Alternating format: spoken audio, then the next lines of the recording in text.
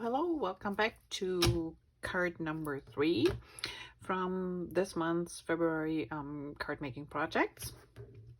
And this is the card we're gonna do today, and this is actually, I love the design with those little flags, and this is actually kind of like copied from our new set called Daisy Daisy. And this is actually card dated, but I didn't have the set here yet for February, so it is on the way. So I thought, well, you know what, we just gonna scrap lift it and do our own on that one. So this is the card we're gonna do today. This is the inside and is of the stems that I used. So one is an older stamp, it's called A Million Things, and I don't think this is available anymore. It was the 1925. I will check it out, and if it's still available, I will link it below, but I think this one was sold out. But you might have any other flower stem set that's a little bit more narrow that you can use. As you can see, this one didn't fit all the way on here too, which is fine. So anything that you might have in your stash will work here too. Then for the happy birthday, and I just see this one is a little bit off here. Okay. I know, not a big deal, but just looking at it, I'm like, this is crooked. All right. So this is a very old set. As you can see, it is well loved. And I just needed a small happy birthday. So this is an old set, no longer available, but I'm sure you'll find one happy birthday stamp set in your stash. And this one is still available. I just saw this actually online. It's D2088. It's called Slimline Quotes and Sentiments, which is meant for the slim cards. But it also fits in some cases, not all of them. Like this one is a little bit too tall. This one is too, but this one was perfect for my happy birthday and as an inside phrase. So I use that one. All right, so let's get going because we have a ton of little pieces here. Let's check those out. So there's your inside phrase stamped, ready to go. So when you assemble, make sure you have the right side out. This is our front. Then we have a whole bunch of little pieces that we have to cut. I already stamped my, this is just stamped in black, my phrase. And then we have this little piece that goes over here. And then we have to color these in a little bit. So let's get started with the front. So make sure your card is the right way around. And I just have to crease it one more time so it stays nice and closed. Let's put adhesive.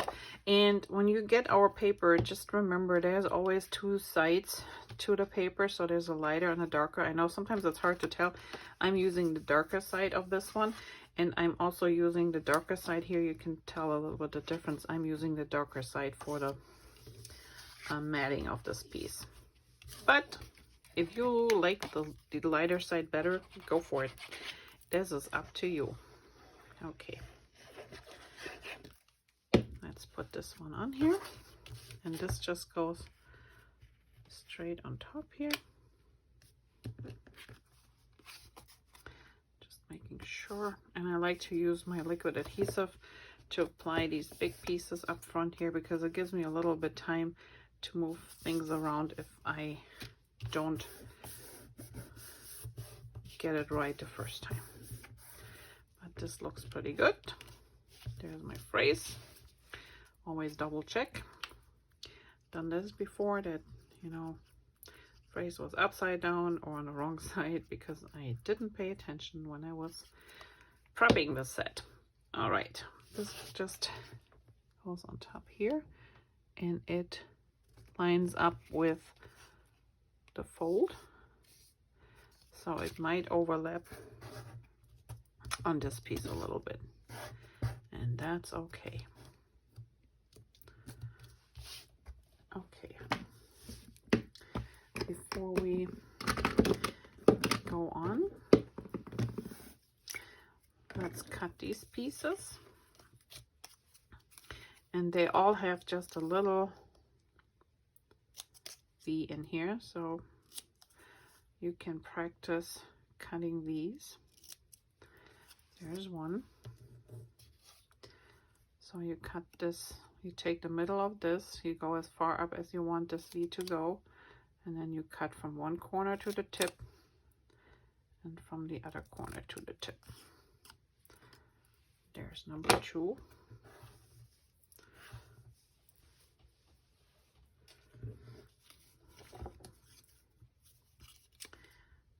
And we do it again. And this paper here is actually from a paper collection called Backyard Bliss. And there are still, this is from, I think, fall last year. But there are still pieces of this paper collection left. I know there's the workshop kit left, which is gorgeous. There's also, I think, still some papers left. So cool. Look for it. Okay, let's put this one here. And then the last one is our little, this little piece here, and same thing.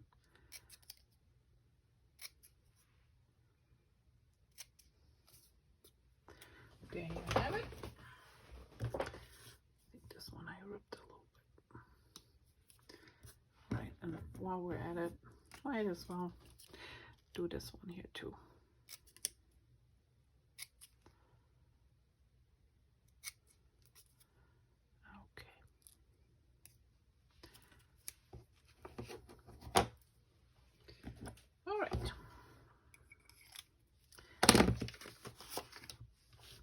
So this will later be raised, but I just take this as a guide so I know where I want to put my flags in. So if you have a Versamat, that might be helpful, because I can line it up and leave about 1/2 inch here and 1/2 inch down here, and then I just work my way and push these in here in between. And I think this is pretty good. So what I did do is I started with the top and the bottom one. And the top one goes on flat. So like I said, I just keep an eye here on this. There we go. So this one will be stuck from the bottom. These one go behind. So what I do is I just put on the bottom a little bit adhesive and don't do the top. That way I can sneak the next piece in here. See there? This is just a little bit offset.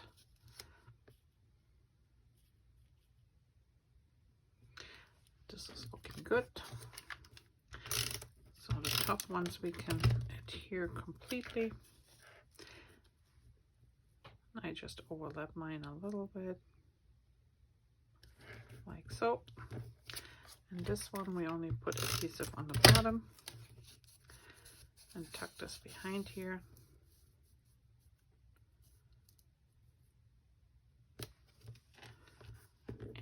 Have this pinkish one, which will go behind here.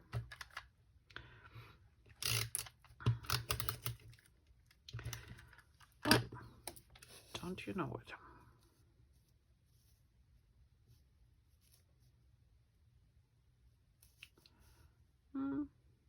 Let's say here.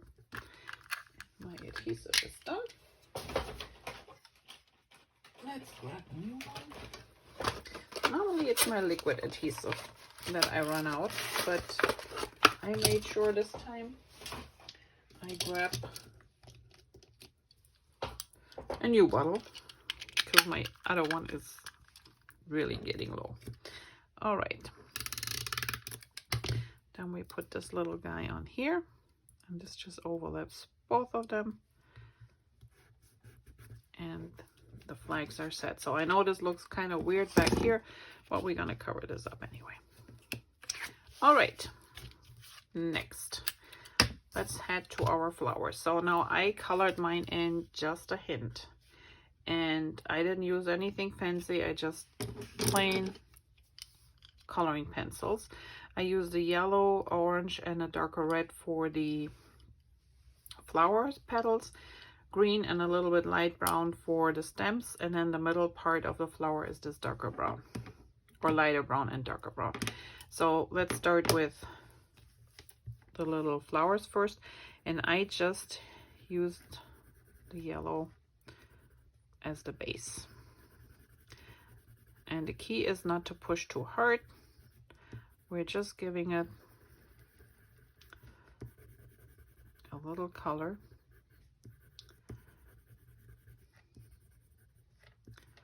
And it doesn't have to be super exact. If you look close, you see I got a little bit over the line by 1 or 2, which is fine. It's just so we give our flower a little bit color, because I mean, you can leave it black and white, but I think it needs a little color. And sometimes black and white works well, and sometimes you want to add a little bit color. And if you don't have any markers, I love markers. Problem is they're very bright usually, and then they seep through the back of your paper, and you know, you have to be careful with those. And if I just like a hint of color, I like to use my watercolor pencils or just regular pencils. So now I want to leave the yellow a little bit on the bottom here.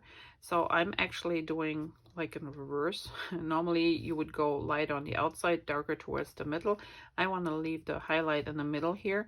And then so that means I'm just using the orange for the tip here, like 2/3 of my leaves that I just colored. I do orange,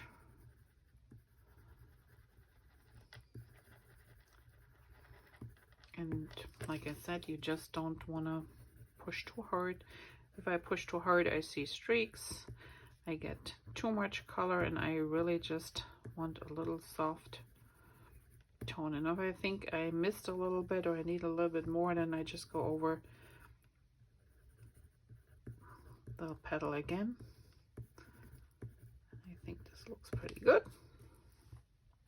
So you can already see the, you know, with just a little bit orange, how different the flower looks like. Let me do this. So at the end, I actually take the red and just go to the tip of it. And again, with a light hand, I don't want to see, you know, transition to from one color to the other. I'm just trying to give it a little extra oomph here.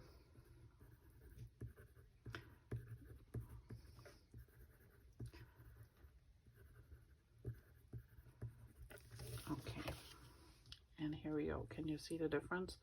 So this is just a plain yellow, and here we just add a little bit of color. So let's do the same for the top here.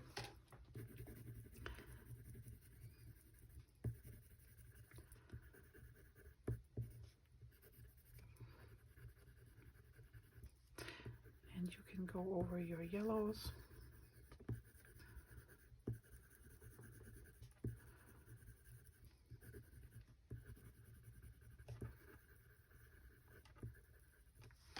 And if I think need a little bit more, then I just go over it one more time.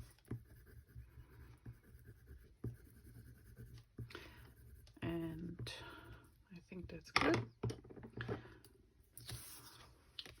So now we have the dark red in this one. This one is just the orange and the red and the yellow. So now we're just going in for the tip a little bit more.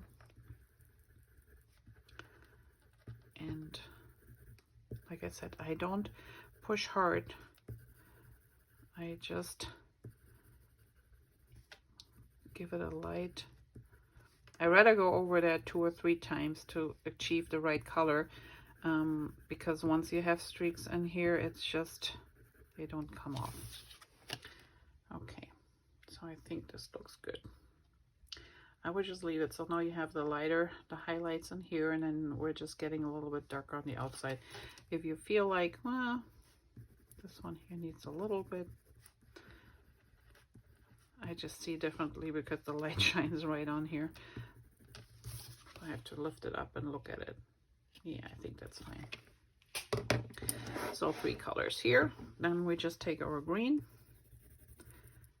And I pretty much just did the stem here. And the leaves. And when I color in, I like to go in the direction of the object. So the leaves going out this way. So I'm not trying to do this. I'm trying to go with the leaf.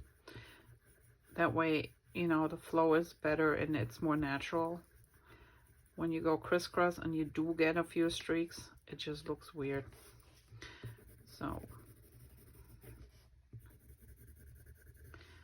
there's that. And now let's do a little bit. Sorry, I have a drink here, which is ready to pop. I did a little bit of the brown here.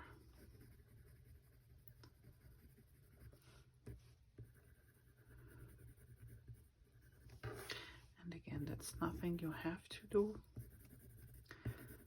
but okay, now we do the inside here. And this is what I did first. I did the light brown, but then somehow this kind of disappeared. So I used my darker brown and just went here on the edges a little bit.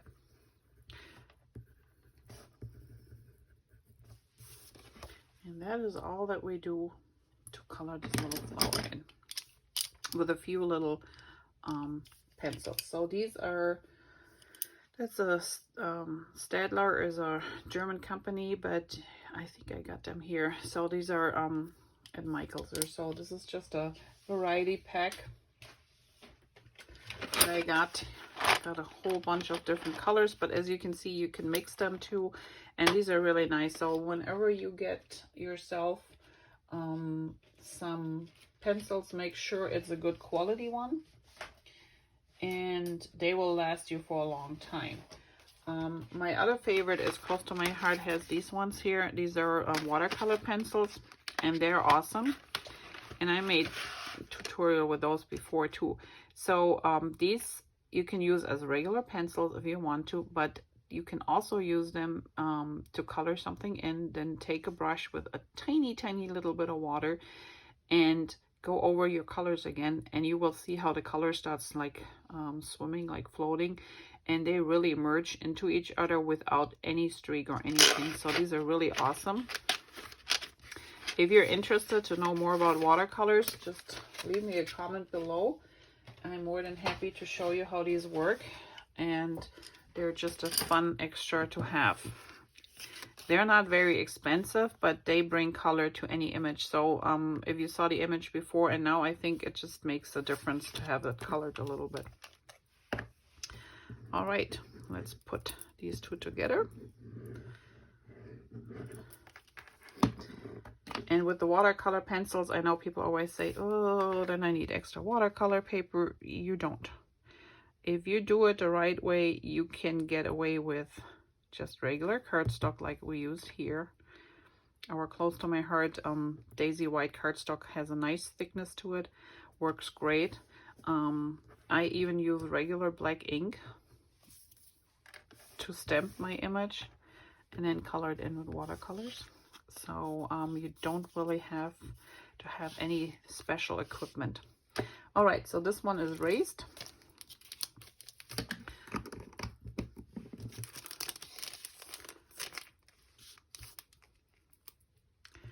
Whenever you're working with glue, I know you might see me screwing and unscrewing my glue all the time. The thing is, I don't like to leave them sit here open, even in between, you know, me working here.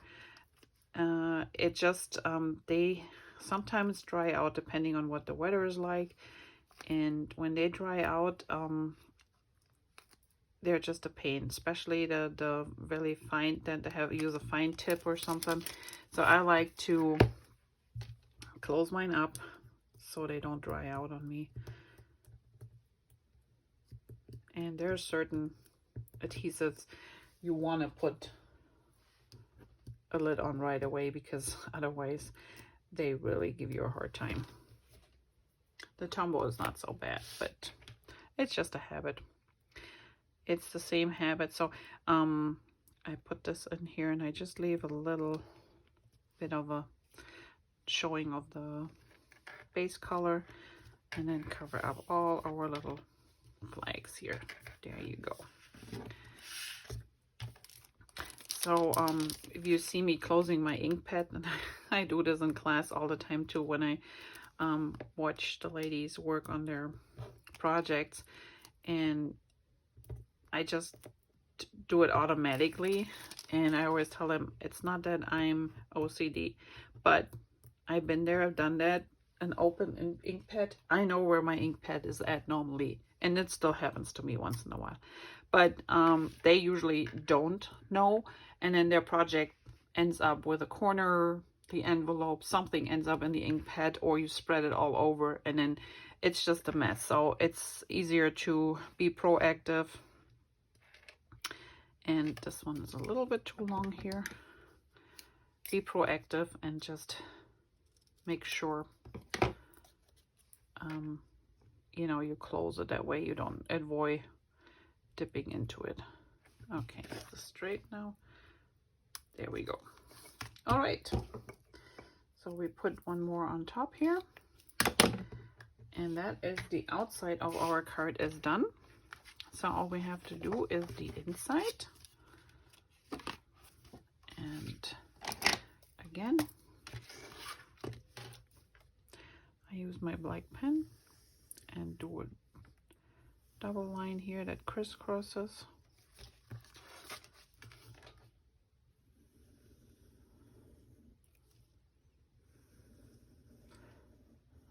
This one here is getting empty.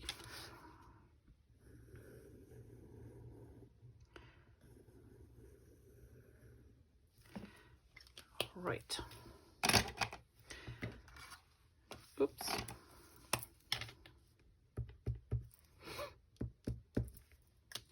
And there you have it.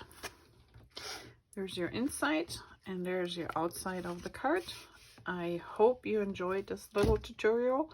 And like I said, I just love these little flags peeking out here, and it's a nice way if you have leftover paper that you just don't want to get rid of. That's a nice way to use extra pieces and just piece them together. And this card can be anything. If you change the base color a little bit, the flowers is always good. It could be a sympathy card. It could be a thinking of you. In this case, it's a birthday card. So get well. There are lots of different occasions you can create this card for. All right, so that was it. This wraps up our February card class projects. I will see you back here next Wednesday for another card tutorial. Depending on if my class projects are already done, you will see one of those, or I will just do I don't know, a different card. We will see. So up until then, have a great week. Stay tuned. Happy crafting, and if you like this video, give me a thumbs up. If you haven't already done so, I would appreciate if you subscribe to my channel. And if you have any questions or would like to see any specific techniques, please comment below and I will see what I can do. Have a great week. Thanks. Bye-bye.